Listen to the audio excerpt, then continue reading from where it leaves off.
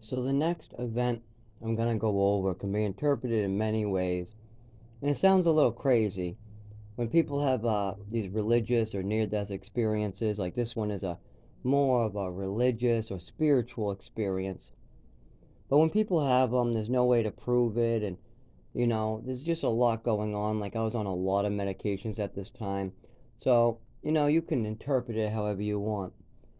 So I don't care really if people want to not believe it. If that's okay with me. Just don't try to say it. No, it didn't happen. That all this obviously happened. I was there for it, so I know it happened. But you don't you can interpret it however you want. But this is something that I've now read up on, and I guess other people have experienced this similar event. And I just want to go over that. And keep in mind, I smoked weed in Salvia prior to this, like a year or so before this, I tried Salvia, as well as I smoked pot off and on once in a while. It was really hard for me to get. I had no access to drugs, so it wasn't like I could do it on a regular basis. It was mostly whenever a kid in the program needed some cigarettes, they would find a scrap or some roaches on the ground, or they get it from, I don't know, their school or something. So it was once in a blue moon for the marijuana. And at this time, there was no marijuana, there was no high, there was no drunk, there was no um, illicit substances I took. There was just my regular medications I took every day because I was told to.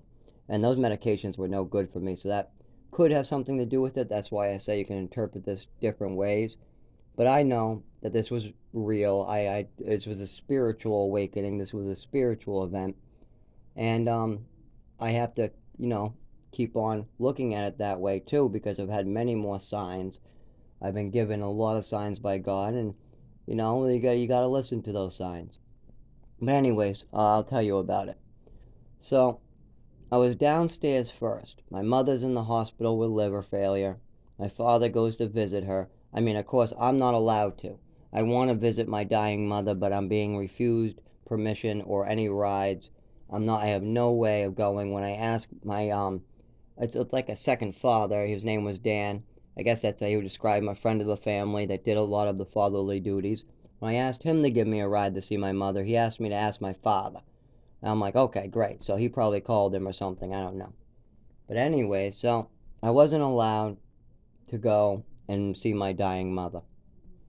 But that didn't wasn't anything to do with this spiritual event. You just have to keep these things in mind. No marijuana, no alcohol, no drugs for a long, long, long time. Not that day. I'm on a lot of medications, but these never had these effects on me before. I decided to go up to my bedroom, okay? I go up to my bedroom. I'm up there. I'm getting ready to kind of just relax, maybe throw on the TV, but nothing's on. And all of a sudden, I see this like a cloudy image. The way to describe this, I see my mother in a way, my adopted mother. Remember, she's in the hospital dying of liver failure. But I see my adopted mother, and this is the type of seeing. It's not a clear picture. It's not. It's like when you walk on a sunny day down the street and you see those storefronts and you see their glass window where you can see in, you can see maybe the shirts or whatever it is, but you can see your own reflection back, but you couldn't comb your hair to it because the reflection is very dull. It's hard to see your own reflection in a piece of glass from a store window. Only if they shut the lights off can you fully see your reflection. It's like that. It's not a clear image. There's no color to it. There's nothing like that. And they're not touching the ground as well. My mother is not touching the ground. It's just a light image, and it's right above my bed, maybe a foot from my bed, and it's above where the bed is. So, and all I hear from this image of my mother, my adopted mother, is don't worry, everything will be okay. And at this point, I kind of want to like hear more. I want to know more. I want to know what the hell is going on. But then, as I blink, nothing else is there. I just blink and it's not there no more. Now, by that self, like, you could chalk it up to all the medication I was on. I never had an event like this before. And trust me, I've taken plenty of drugs. In my lifetime, I've taken lots of pharmaceuticals that I was prescribed, lots of pharmaceuticals I wasn't prescribed. I've taken cough medicine that can make you hallucinate. I've taken magic mushrooms before in a special environment that helps you, do it the right way. I've taken LSA, from those are morning glory seeds. It's a chemical naturally found that helps you with lucid dreaming. So this is coming from a guy who's taken opiates too. He smoked weed, he smoked salvia, with salvia is another hallucinogen. So I know what a hallucination is. And this was nothing like any drug experience I've ever had. This was something entirely by itself, something that has never recreated, never happened again, and something that other people apparently have experienced too. What's really weird. Other people have had people passing away and seen this. Now it gets weirder. So I see this um, image of my mother that's almost like the image on a piece of glass when you walk by it at a store window, like your reflection when you're looking at it, but it's kind of like you barely can make it out. Same idea, you could barely make out my mother. She is, no color to the whole image, just kind of like, well, almost like what you would think a ghost would look like. I mean, not quite, but, and she didn't talk. I mean, she just gave me this message and then blank disappeared. Now here's the weird and funny part, and this sounds crazy. Don't get me wrong. I didn't want to share this myself. It's not exactly something you want to share, especially when people try to make you out to seem crazy.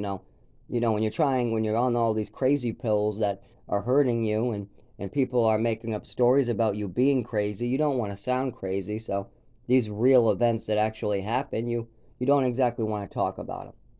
But anyways, so I see this, I get this message, and then I blink, it's gone, and I'm in my bed. Then I go, wow, what a damn experience. So I go downstairs and I say, okay, well, this is kind of depressing. So I'm going to turn on the TV and find some jokes to give to my father.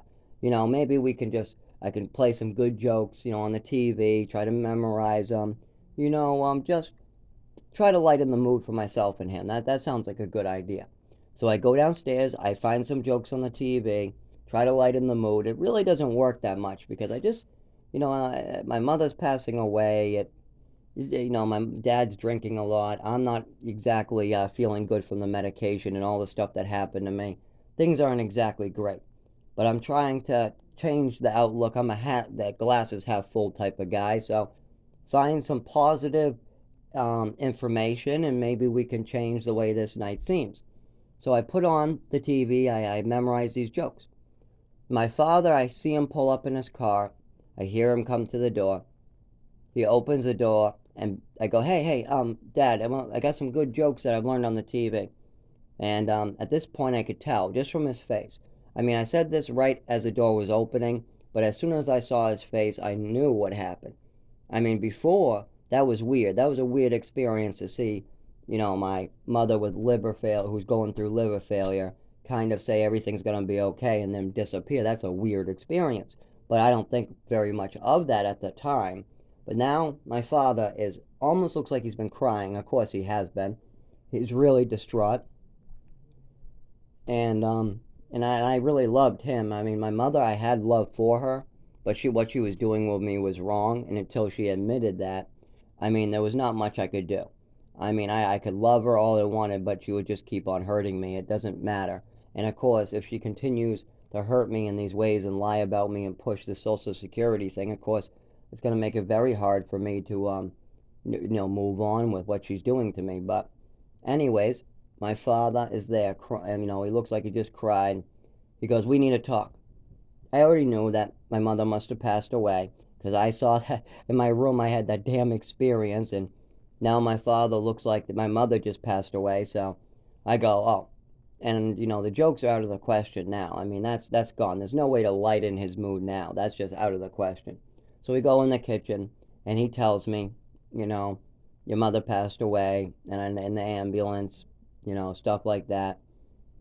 And so, yeah, that was my one of my religious experiences that turned me to God. I mean, I really do know there's a God. I don't believe that there's a God. I don't have faith that there's God. I know that God exists. I know there's some higher power, some energy, some higher meaning out there that knows everything and definitely has control over what's going on in life. He's definitely trying to steer people too. Definitely, the signs that if you look for them, that is not no coincidences. No, there are clear-cut signs that God wants to give you. If you want to listen to him, fine. He makes it in a way where you can listen or you don't have to listen. It's your choice. Anyways, just thought I would share that. I thought that might be interesting for other people to hear. It's something maybe people can learn from too. And maybe they get peace knowing that there is something after. There is. I know there is. There is something going on for you after. What that something is, they didn't tell me that. I didn't get told that by this energy or this glowing light ball, whatever. But I also didn't get told it by the image that he sends to give me messages. Like in dreams, or when you're having a seizure and you're unconscious, you go to this dark black space, and he sends messages into your head.